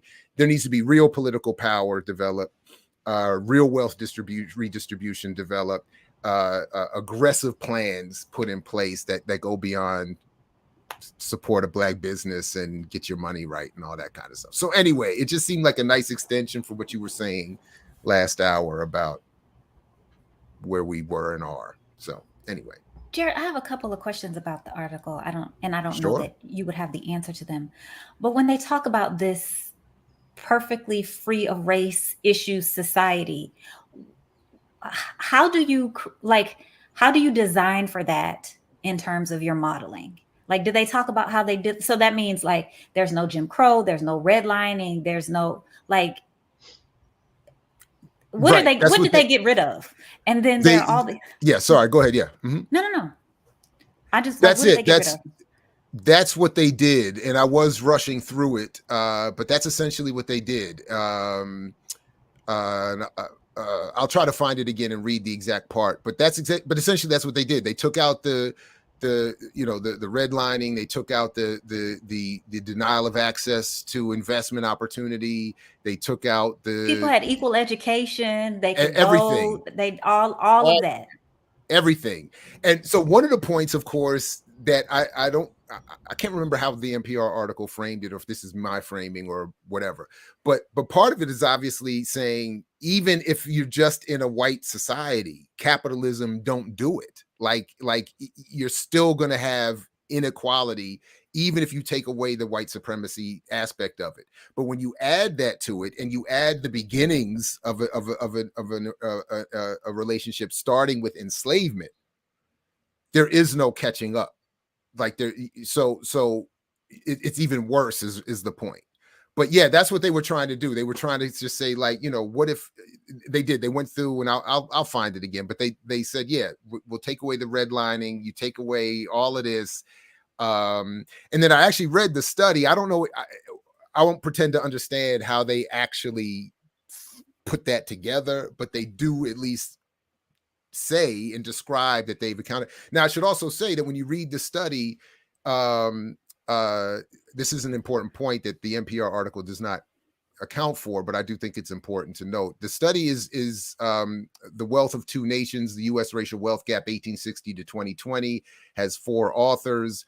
The sister I showed there is the lead author. It's for the National Bureau of Economic Research. And this is the important part I just want to note here, that NBER, or National Bureau of Economic Research, working papers are circulated for discussion and comment purposes. They have not been peer-reviewed or been subject to the review by the NBER board of directors that accompanies official NBER publications. So I think that's important to point out and to note. But But they do at least nominally say how they've arrived at that. I just haven't, I've either not qualified or haven't done enough to vet it myself to see if they got that part right. I just think it's interesting that that's the claim or the conclusion that they're saying that they've reached, that even when we create this, and they call it a dream scenario, it's a dream world. And even in that one, at best, you get a 3-to-1 discrepancy. Yeah. Yeah, I just can't wrap my mind around how you even get there. Do you like Men in Black hypnotize the white people and now all of a sudden they don't know y'all are black and y'all used to be enslaved? Like, there's of course this systemic racism, but then there is just interpersonal racism, and like how you get rid of that. And I don't know. So let me just pull this up. I'll just show this one paragraph I found from the NPR piece, and then I'll have to come back to the actual article itself at some point later. But what they say here, to explain what's going on, Derona Court and her colleagues conduct a thought experiment. They create a sort of dream simulation to see what the racial wealth gap would look like had Black Americans lived in a more equal world post-emancipation and had been able to amass wealth at the same exact rate as white Americans. That is, starting at the extreme level of wealth inequality we saw in 1860, the simulation shows what the racial wealth gap would look like had Black Americans been able to achieve identical rates in savings and capital gains. Such a scenario would have required overcoming segregation, discrimination in labor markets, scars from slavery and concentrated poverty, exclusions from social welfare programs, barriers to buying homes in nice neighborhoods, hurdles to obtaining bank accounts, loans, stock portfolios, and so on. So again, it's a dream world thought experiment, because even they can't, as you're saying, Erica, even in that scenario, they have to say and so on, because the ways in which Black people have been abused is and so on. It's like an infinite and so on. Yes. It's like you can't account for everything, even in a dreams thought experiment. I just think it's funny that even with that, they're like, there's no such thing as the so-called equality. Or could you actually put the article back up one more second? There was another paragraph. It's a side note, but it struck me in terms of the framing of the discussion. I think it was early on, is in a piece that talked about what enslavement. So what was here's the first beginning. note that I think it was right above your first note that was highlighted. Okay. That was striking for me. I hope you can hockey find stick it. shape, wealth of two nations. It's good. Well, if I remember it. Go ahead. I'm sorry. No, I'm just saying they start off with the whole point about Lincoln's assassination, stopping the redistribution of the 40 acres and a mule. General Sherman's field order. This is where it starts. There's a part that struck me earlier when they talked about how Black folks got here, like almost like slavery was like the. It talked about slavery. If Black folks had given a chance to participate, other than with slavery over coming close community leaders. No, go up higher, a little higher. Is this the beginning of the article? No, that's the very beginning, right? Go to the first place where you have the highlight. Right above that, your first highlight mark. The first highlight I have is here. Show me your second highlight, and then I'm gonna leave it alone after That's that. There we go. Let's start for me. Slavery robbed the vast majority of Black Americans of the ability to amass wealth and pass it on to their children. So it's just a phrasing of that. Of like, well, first of all, we weren't Black Americans. We were Africans who were kidnapped and enslaved and brought here. So it takes out a little bit of a political context for me. I know this may be a way to make the medicine go down in terms of the conversation within an academic framework. But the whole idea that slavery robbed the vast majority of Americans the ability to do something. Well, we were not Americans. So what robbed us of the vast majority to do something was leaving us where we were and enslaving us and making us to become Americans, as opposed to what was happening on the African continent. So there's like that for some reason that little piece sort of stuck. So Kamal, let me show you. I'm glad you point that out, because while I'm rushing, admittedly, and this is my consistent flaw, when you look at the paper itself, the first person they thank is Sandy Darity. So that could explain the bias of the frame that this is ultimately part of. And I know Professor Spriggs at Howard, at least, you know, we've met and I know his work a little bit, that you know, it could be said that part of that framing is to focus on the Black American owed debt for reparations, and we don't want to start being Pan-African and including those who might cut our check down. You know what I mean? Yeah. So that, you know, again, it showed up in NPR. It's no disrespect to the sister and the other researchers, you know, but it is, you know, it's ultimately a Princeton style product. It's a national, you know, Bureau of Economic Research product. They're not going to be making they're not, you know. That's why BPM, we have to have the frame, you know. But yeah, so I just thought, I just thought that anyway, But I agree with you completely. It's like the whole idea about what it would take would be, quote unquote, a revolutionary process, because white folks ain't just giving up the wealth that they legitimately stole over the last. It's like we did this, we did this with guns and religion. You know what I'm saying? So why, like, what? Of course it is. That's how we design. And the other thing that they won't say is that capitalism doesn't even work for white folks. So like even just white folks alone, you know, capitalism doesn't work. So that's the other part of the thing that they can't really get to in that research. Because if they did, that's right. If they did the same study and they divided up the white elite versus most white folks, there'd be maybe not a similar, but they'd be a certain level of what wealth looks like for one group, and how that would be like a 3 to 1 or 4 to 1. It was like, oh look, there's still a certain percentage of a population, even amongst white folks,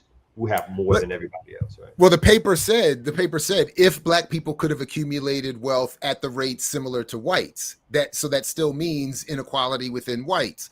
And you know, and it's like, you know, even to my nationalist sisters and brothers who condemn references to Marx, but the point still is, you know, yes, Marx was only dealing with white folks, but that's the point.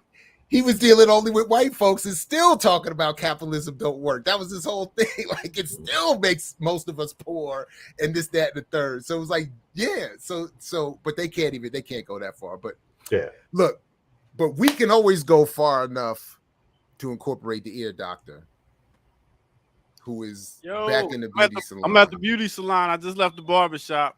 You picking somebody up, or you getting some curls or waves? I got that 9 ether nappy hair right here, ladies. It is the only hair that defines gravity. It curls up like antennas and goes up. Only hair in the world that defies gravity. 2 for $5. Anyway, ain't nobody buying. Listen, what we want. Speaking of your point, real quick, I did want to say that they say that they keep us to fight over culture so that we won't unite over the class struggle, which makes a lot of sense. Let's keep fighting each other about our race and blah, blah, blah, blah, so we won't unite over class. It's a good point. But your lefty analysis. Look at you. Yeah. So let's go ahead and get to this next break right here. On the remix, his hair, dropping that Marxist analysis. Selling hair and dropping Marxist. Wow.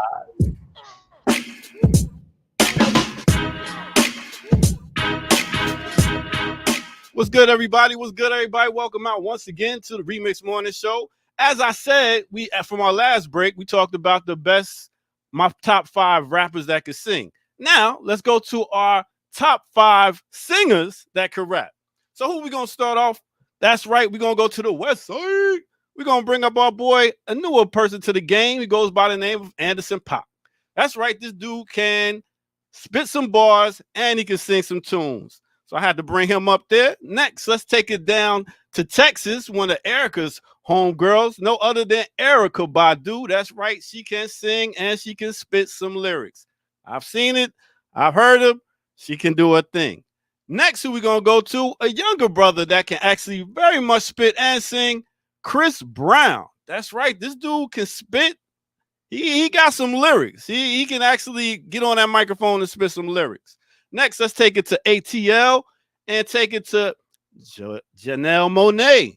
This is the guy whole rhymes. I mean, he ain't talking about just singing on a rhyming on a hook or a bridge or nothing like that. She got whole rhymes where she is spitting heat. That's right. Next, who we gonna talk about? A singer that can rhyme. My homegirl Mary J. Blige. When she goes into her alternate ego, she can definitely spit some rhymes, even though it might be written by somebody else. She can deliver them. She can deliver them. And who I want to say last on my list, I ain't gonna front. Beyonce can spit too. She can. She can. Well, that is my top 5 singers that can spit for the day. What y'all think about that in the chat room? What y'all think about that? Let's talk about it right here. All right.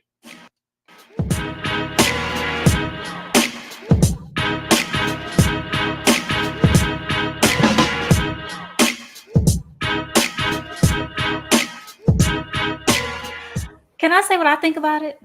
Oh. Yo, Erica been over there sizzling. What's up, Erica? So first of all, you talking about singers who spit, and you put Chris Brown, singers who hit, and I'm like, why we still platforming Chris Brown?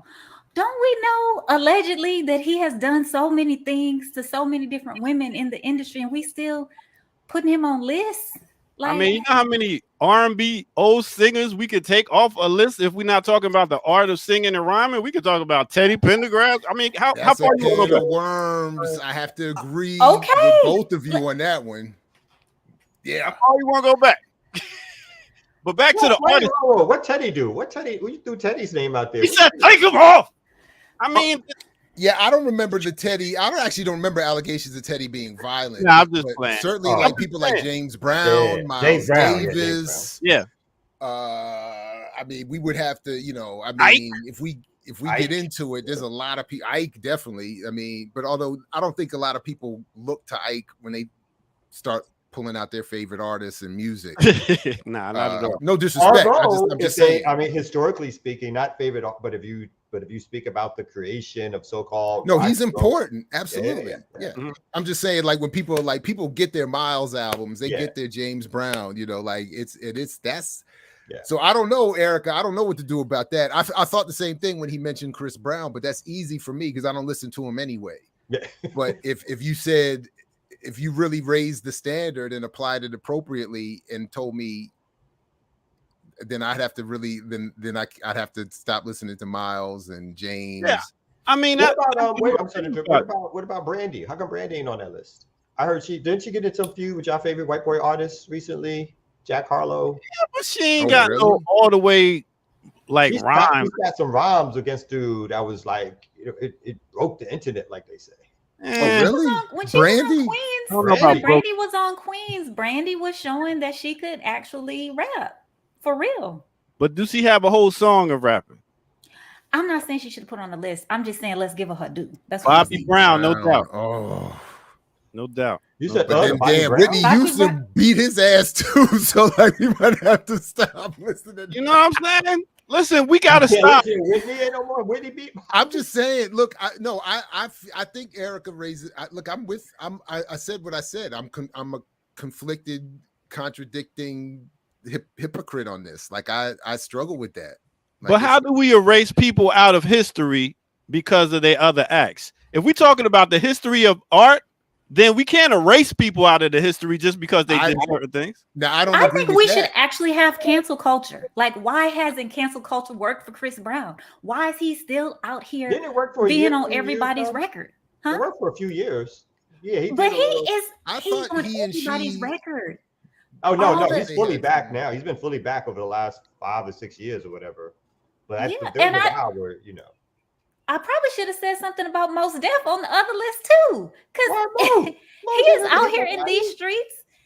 I know he's had a lot of children. Well. Yeah, I mean, there's going to be a line of morality where there's got to be a line. I mean, most is again. I don't mean to be. I don't know you personally, except for a couple of run-ins at the airport, Black August concerts. the tall tale is that you don't take care of all your babies, right? But is that the line? Is that the line crosser around whether or not we should be listening to music, or do you have other allegations? To me, right. I'm not talking about that. I haven't heard the other stuff. I mean, if that were the case, I could be talking about my own daddy. No, I'm not talking about shots. I'm kidding. Daddy, you know you're all right with me. I'm kidding. Yeah. But I do differentiate between philandering, infidelity, and violence. Yes. So nobody's talking about. Okay. So like, and then I do also, and then in the other category, I do have my R. Kelly category. To me, he's fully, I've shared, I have literally shut down a school event where they played one of his songs. This is even before the documentaries came out. I was like, nah, this is not, he can't be part of my children's whatever. But I have not done the same. Like, so to me, I guess I am drawing a line between that and Miles Davis and Michael, James Brown. And Michael. I still listen to them. And Michael. And Michael. Michael to me is innocent of those charges. That we can get into that again. Like I actually looked into that. I always like to bring him up. I watched messy. The Leaving Neverland documentary was a mess and totally methodologically flawed. And Michael was a mess on other levels, but he's not a child molesting. He's not in the R. Kelly category to me. And I don't think he beat any of the women he was with. I think they might have beat. I mean, he couldn't. I don't know if Michael could throw a blow. Boy, if we had social media and cancel culture 50 years ago, it'd be a lot of people y'all wouldn't be listening to. But some of that might be good. Some of that might be good. Maybe that's good. Yeah. People can clean their act up and not do the things that they shouldn't be doing anyway. Like Jim Brown, right? Jim Brown, I know that's sports, whatever. I mean, famously threw a woman through a window or through whatever, right? So, that dude never got and because of the time period in which he did it, it never impacted, later on people may have talked about it, but at that time he was still, not only whatever he did in NFL, but as an actor and never like that, he was making his dough. It never impacted his ability to make resources or to make him in some way realign his behavior because he felt threatened by the very, the fact that it could be put out there, whatever. So I do another question. Erica, so what's your Michael stance? What's your Michael stance? What's your MJ stance? I find black folks we have a hard time with the MJ stance. I don't have a hard time not listening to his music because now this is gonna get me canceled. I was never a Michael fan. You don't like the Michael? You don't like everybody likes a Michael. Come on now, son. I was never Michael. I was always a Prince fan. So not that you have to choose. You just Prince fan. Prince is better than Michael Jackson. Prince is better than Michael Jackson. Be a Michael Jackson fan. But I was never Michael. And honestly, when Michael's music comes on my radio, I turn it. Because of allegations or just not being a fan? Not being a fan, but I also just, for some reason in my spirit, I just feel creepy. I don't know. Yeah. So I don't know if he did it or didn't do it. I don't know, but I do feel creepy and I turn the station. I'm not mad at that. Although I am convinced that he did not molest. You're convinced. Because I went down a couple rabbit holes, and there's that British journalist that did his research. I mean, I tested the DNA of the blankets that he shared. All I can do, all I can say is when I weighed the evidence and the claims and the claimants and all of the details, it just didn't add up. I wouldn't say that again. Were you victim shaming? What do you mean you weighed the claimants? Because I don't have it all laid out in front of me right now, but when you look at the timeline of the claims and the people who are making the claims and the details of their claims, it doesn't match with anything that would be logical. Like all kinds of stuff they did. Like the dude broke down, like they were saying they were making claims against him that took place at Neverland Ranch before Neverland Ranch was fully built and being used, for instance, was one of the ones. So like stuff like that, like they're just, and people coming back to get a payday later on when they saw opportunities open up. And that Leaving Neverland documentary was not done right. So I just that's all I'm saying. I'm not saying he did it, but people waiting is because they were growing up, because they were children when some of this stuff is said to have happened. So they had to no. It's not, but it's not just them though, Erica. It's their parents who were bringing the charges, and some of these folks were not just children. Like one of the claimants was a dancer with him, and who came back later after going on tour with him. Isn't it enough that he slept in the same bed with the kid? Admittedly, slept in the same bed with 10-year-olds. Again, that is not enough to make me not listen to him. It makes enough for me not to think he's a properly functioning person, and that the parents of those kids are equally damaged and looking for paydays and looking for world tours that they were brought on. So like they were all alone. You got to cut them off past the bad album. You know what I mean? You can't listen to but anything. That's the same thing they said about the parents of the children that R. Kelly violated, raped. But those are two different things. No, but I'm just saying they level these accusations against parents all the time. Like, why weren't you with your kid? Why did you? No. But when you wait. When you drive your child come out, hold on, no. When you drive your child come out, your single-digit age child, and encourage Michael to take them on tour because you want to get paid. And to sleep overnight. That's one thing. When someone who is at a legal age of adulthood or close to it, or sneaking around or sneaking around outside of or at least older than that is my point, and able to leave and have a level of functionality where the parent isn't driving them there, where the parent is saying, don't go over there, and they're going anyway.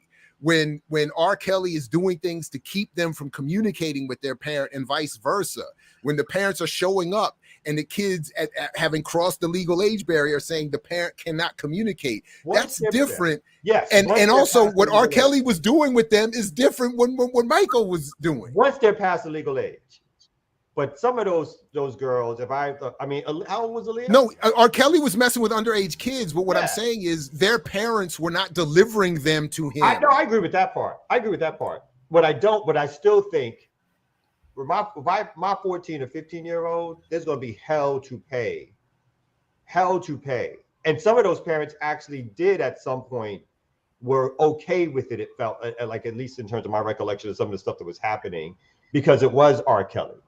And then later on, too, some of them had some whatever, when they couldn't get in communication or whatever. But I still think there's a level, even for a 13, 14-year-old, and I agree that don't listen, blah, blah, blah. But as a parent, I don't know. There's there's going to be something that's going to be happening to R. Kelly, whatever. All kinds of things would be very different. All I'm saying is what R. Kelly did and what Michael Jackson actually did, as bad as it was, are not the same thing. But we don't know what Michael actually did. I am comfortable in saying that I feel good. That's all I can say. I've looked at it and I don't think he molested those kids. That's all I'm saying. Well, let me say this. All right, Jared, we watched The Man That Fell to Earth. That movie. All right, let's go take it to music being scientific and metaphysical. Now we understand that the lyrics are like spells. When you cast spells, you say certain things in a certain vibration in the way you say something. And then we talk about the beat, the certain vibration that deals with the different chakras in your body. Now, when we hear a song like Step in the Name of Love by R. Kelly, we get who R. Kelly is, but these lyrics are saying step in the name of love, and the beat is a beat that's making you two-step and have a good time with somebody. Now, if we're going to talk about music, that's one thing. If we're going to talk about an artist, that's another thing. But we got to understand that we got writers that write some of this stuff for these people to perform, and we got producers that make the beats also. So we're going to throw out all that just because of what the artist has done. Yes, in that case, yes. In R. Kelly's case, yes. It's very easy for me to say yes. I don't care. Dude, look at when and same thing with R. Kelly. I read, even before all these documentaries came out, I was reading those Chicago journalist statements. I was reading those police reports that were not getting reported properly or at all. This dude was a crazy predator. So when I hear Step in the Name of Love, all I see is a dude showing up at middle schools and high schools picking girls up on R. Kelly Tuesdays or whatever they were called when kids knew he was coming around. That's gross, son. You think he wrote that? He shouldn't even. Let me be careful. I'm getting a little emotional. You are. That's what I'm saying. Did he write it? Did the producer do it? I don't. But that's my point. I don't care. That's my point. I don't give a but what damn. you're saying too, though, is just that if another artist recorded the song and put it out, then it might be listenable for you. So that's what you said. Not for me. If anything associated with this dude is off the books for me, I can't help it. Yeah. Look, this is a rap. You know what? Messy Kamal started this whole exchange. And I promise you, the messiest person you know is always a man. And Kamal. Oh man, I don't know. Yes. I don't know. The messiest person you know is always a man. Just to continue to kill this moment. So what about what's her name? What was the Irish artist who recently died? You know, Nothing Compares to You. She did the Prince song. Sinead O'Connor died. Sinead O'Connor. You know, she made an accusation against. She Prince. died. Yeah, she died. I think she died. Maybe I didn't think I killed her. I think he's killing people now. Yeah, she now did. you out here killing people.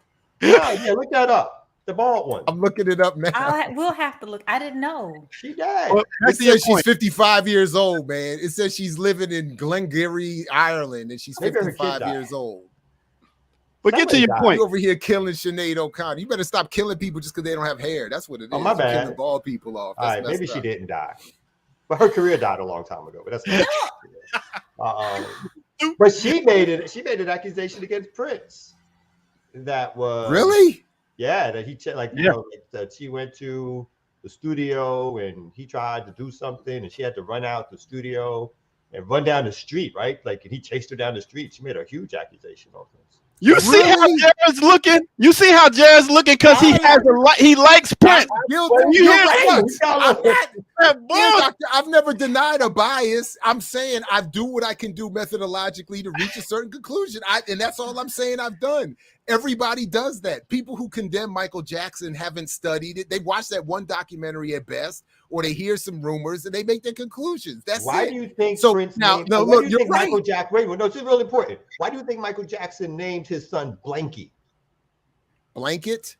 Blanket. Because dude, I'm not saying he's sane. I'm not saying he's right. I'm not saying I would. Whatever, man. All right, whatever. But I will say this. Look, my reaction to Sinead, what you just said about Sinead O'Connor accusing Prince, that's my bias. I have to be fair. I have to look into that. And if it did come out that Prince was a predator, then that would have to be the same thing. I mean, I wouldn't. It would. Adore is gone. Adore is gone. Lady cab driver is gone. Hold up. Red Corvette. Raspberry Beret. If the levels of accusations and evidence met R. Kelly, then Prince would be out. It would be out. All jokes aside, it would be a wrap for Prince. As soon as we wrap here in a few minutes, I'm gonna start Googling this thing here and get into it. I'm not lying. I mean, I'm not. This dude gonna go in his lawn and burn all his records and T-shirts, Prince T-shirts and everything. Let me find out. It would really hurt at levels unlike any for me musically. Like, it would be easier for me to get rid of anybody else. But you know that people are more important than your feelings, and so you would. But I mean, honestly, yeah, because ultimately this is all about people. Because if I'm hearing him sing "Adore" to a woman that he abused, or to some child that he's picking up at a middle school like R. Kelly was, then I can't listen to it anymore. So on some level, it's not even a choice. Like, that's not, I don't feel like it's a conscious choice. When I hear R. Kelly songs that I've even liked, all I'm hearing now is him singing to some kid he's yanked off the street at some playground, and it messes it all up. So I'm saying, like, so I could act like I'm being righteous and whatever, but the reality is it's an unconscious thing. So that would happen, I'm sure, with Prince. And it would suck. So we shooting the messenger. We shooting the messenger and the message. Got it. All right. Look. I did grow up. Look. I forgot his name, but that famous European classical composer that everybody likes, but that was Hitler's favorite. I agree with the Jews that say you got to cancel that dude too. I forgot his name or whatever. Mm-hmm. And they're like, well, he wasn't Hitler. He wasn't that. But I'm like, I don't care. While Hitler's doing all of what he's doing, he's listening to this guy. That's enough. That's enough. Was the guy supporting Hitler though? Was he? I don't even know. I don't even know. I'm just saying. Like, well, wait a minute. If it's a dead composer who never met Hitler, just because Hitler likes his music doesn't mean that you think that person also gets canceled. I would. I'm just saying what I would do. Where I know it's always. I mean, yeah. That's. It's not logical. I'm not saying it's logical. Even it's just what it is. That is clear. That one is not logical. That's not logical? No. Okay. Well, you can't blame the artist for who likes.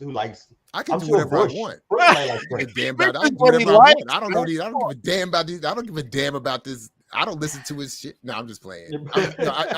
Look, I'm not saying it's logical. It's just what happens. It's just what happens. Yeah. It's like if I'm like, damn, this is what Hitler was listening to while he's pushing the buttons on the sprays and all that. I'm like, nah, hold up. He was like, I believe I can fly.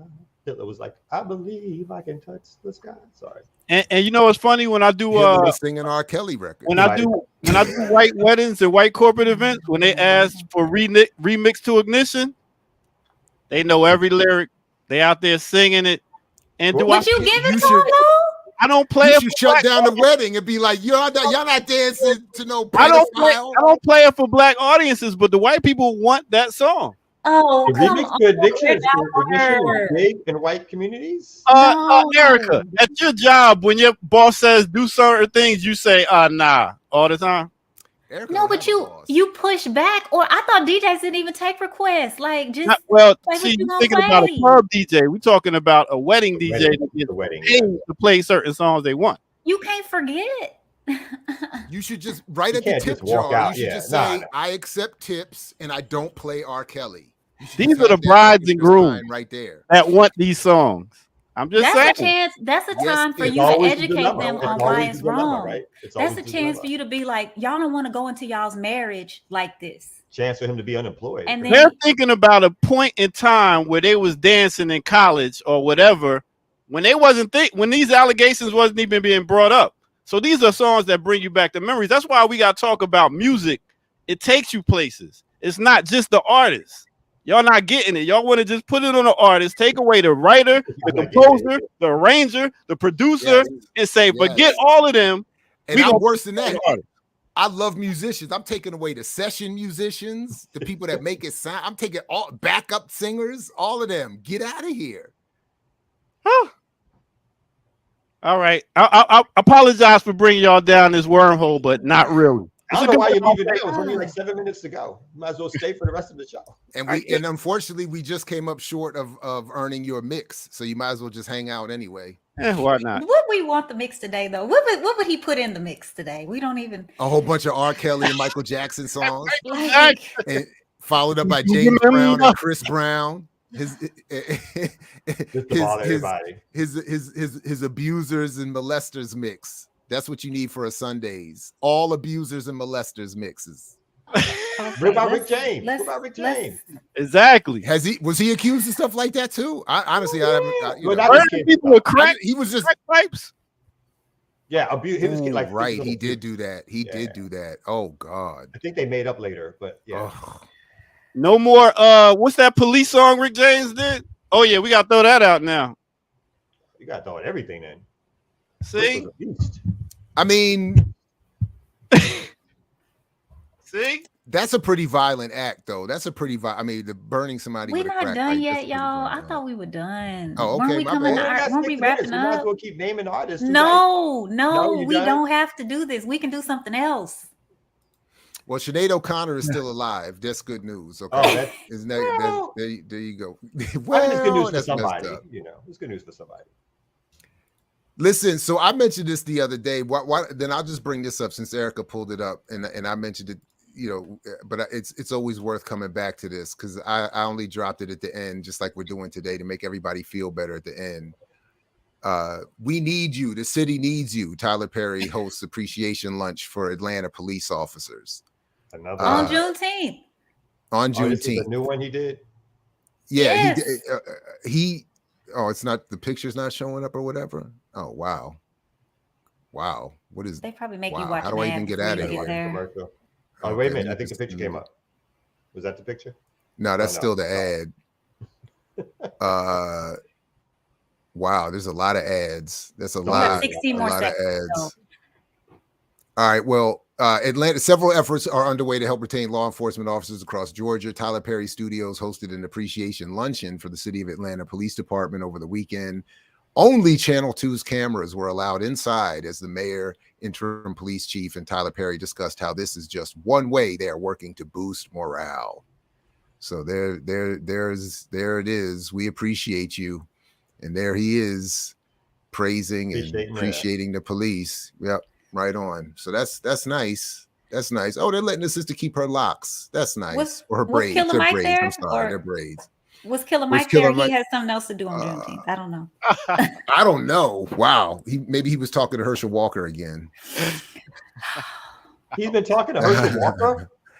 He did a whole interview with him. He did a whole sit-down interview with him. With Herschel, Jesus, this dude. Yeah, he did a whole thing. I was tempted to do a not by myself thing where we all watch it together. But we got you. Ain't that part of journalism? Talking to people. We should do that tomorrow morning on the remix. My bad, here, doctor. What did you say? I said, ain't that part of journalism? Talking with people you don't agree with. Well, he's not a journalist. He's just giving him a platform. He's giving him a platform with views that supposedly he does not agree with. But I mean, but again, that's why all artists need to be not all.